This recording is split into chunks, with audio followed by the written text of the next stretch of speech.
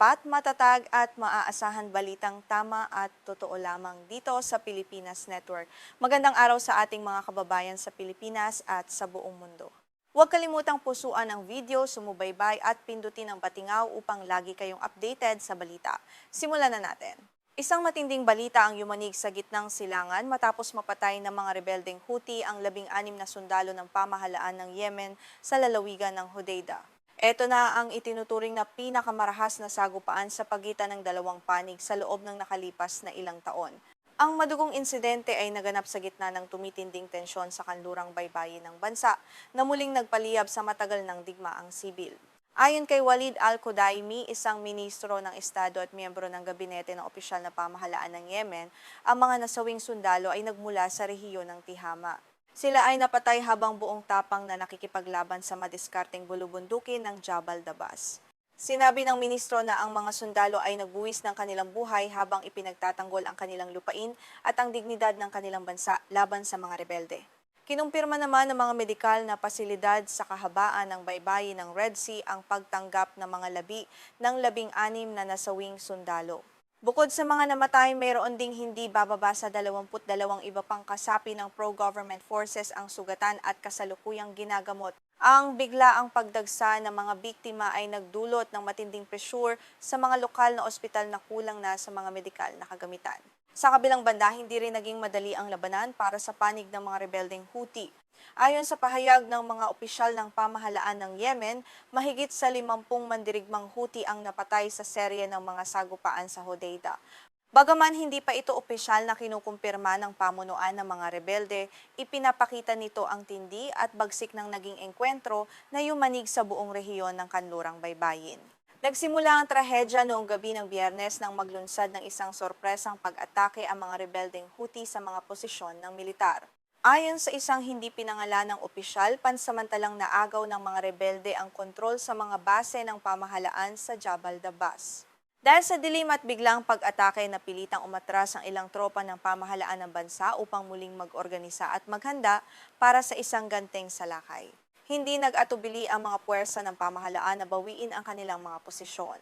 Bago sumapit ang madaling araw ng Sabado, naglunsad sila ng isang malawakang counter-attack o ganting salakay laban sa mga Houthi.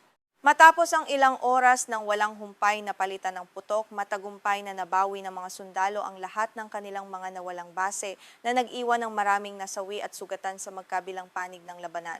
Ibinunyag ng isang opisyal ng militar na gumamit ang mga rebeldeng Houthi ng mga sniper o mga ekspertong asintado sa kanilang pagsalakay. Ito ang itinuturing na pangunahing dahilan kung bakit napakaraming sundalo ng pamahalaan ang agad na nasawi at nasugatan sa simula pa lamang ng labanan. Ang paggamit ng mga sniper sa madidilim at mabatong bahagi ng Jabal Dabas ay nagbigay ng malaking bentahe sa mga rebelde sa unang bahagi. Bukod sa mga sniper, naging agresibo rin ang mga Houthi sa paggamit ng mga modernong kagamitang pandigma.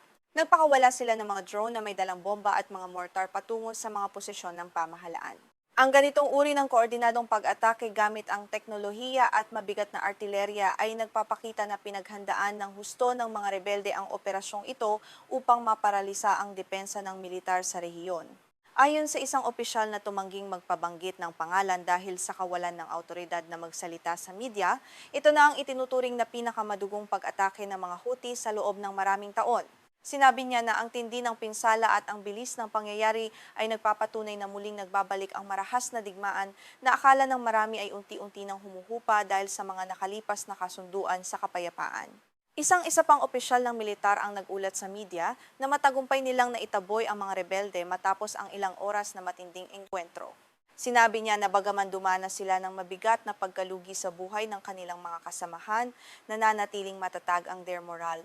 Dagdag pa niya, marami ring kaswalti sa panig ng mga Houthi na nagpapatunay na handang ipagtanggol ng pamahalaan ang bawat pulgada ng teritoryo. Ang lalawigan ng Hodeida, kung saan naganap ang madugong labanan, ay may napakahalagang papel sa heograpiya ng Yemen.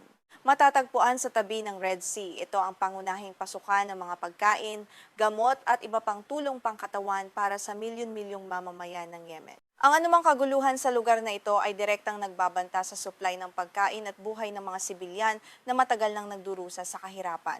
Upang mas maunawaan ang krisis na ito, mahalagang balikan ang kasaysayan ng digmaan sa bansa, Ang labanan sa pagitan ng pamahalaan ng Yemen at ng mga rebeldeng Houthi ay nagsimula pa noong taong 2015. Sa nakalipas na halos isang dekada, ang digmaang ito ay nagdulot ng isa sa pinakamalalang krisis pangkatawan sa buong mundo, kung saan milyon-milyong tao ang nawalan ng tirahan at nagugutom araw-araw. Sa kasalukuyang sitwasyon ng bansa, kontrolado ng mga rebeldeng Houthi ang kabiserang lungsod ng Sanaa at ang malaining bahagi ng Hilagang Yemen, kabilang na ang madiskarteng daungan ng Hodeida. Ang grupong ito na sinusuportahan ng bansang Iran ay nagtatag ng sarili nilang pamahalaan sa Hilaga na patuloy na humahamon sa autoridad ng opisyal na gobyerno na kinikilala naman ng mga nagkakaisang bansa at ng iba pang bansa.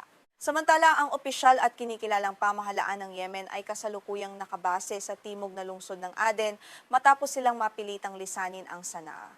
Hawak ng gobyerno ang malaking bahagi ng timog at silangang bahagi ng bansa sa tulong ng isang koalisyong pinamumunuan ng Saudi Arabia. Ang pagkakahati ng bansa sa dalawang puwersa ay nagdulot ng isang patpating sitwasyon na madaling sumiklab sa kaunting mitsa lamang. Noong taong 2022, nagkaroon ng pansamantalang pag-asa ang mamamayan nang magkaroon ng tigil putukan sa pamamagitan ng United Nations. Bagaman opisyal nang nagtapos ang kasunduan, malaki ang naitulong nito upang mapanatiling halos walang malaking labanan sa mga pangunahing linya ng digmaan.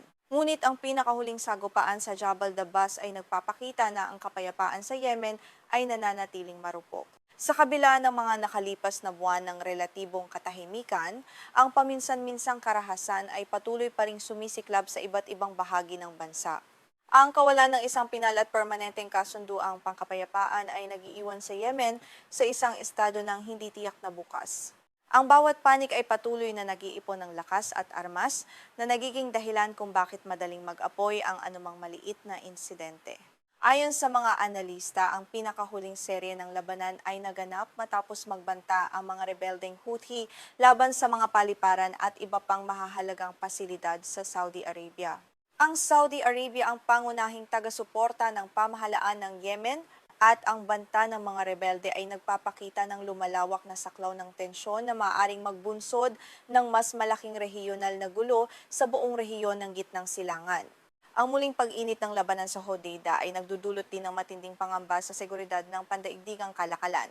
Dahil ang Hodeida ay nasa baybayin ng Red Sea, ang anumang militarisasyon o kaguluhan dito ay maaaring makaapekto sa mga barkong dadaan sa Suez Canal. Ito ay nagiging sanhi ng mataas na presyo ng mga bilihin at insurance para sa mga barkong naglalakbay sa isa sa pinakaabalang ruta sa buong mundo. Nababahala ang mga internasyonal na tagamasid na ang pagtaas ng karahasan ay maaaring magbunga ng panibagong makataong krisis sa Yemen. Ang bansa ay dumanas na ng matinding tagutom, pagkasira ng mga infrastruktura at pagbagsak ng ekonomiya. Kung magpapatuloy ang mga ganitong uri ng sagupaan, ang mga sibilyan na walang kinalaman sa politika ang muling magbabayad ng pinakamataas na presyo sa pamamagitan ng kanilang buhay. Sa pagtatapos ng ulat na ito, nananatiling nakaabang ang buong mundo sa susunod na hakbang ng magkabilang panig sa Yemen. Ang panawagan para sa mapayapang dialogo ay patuloy na umaalingaw mula sa United Nations at iba pang mga bansa.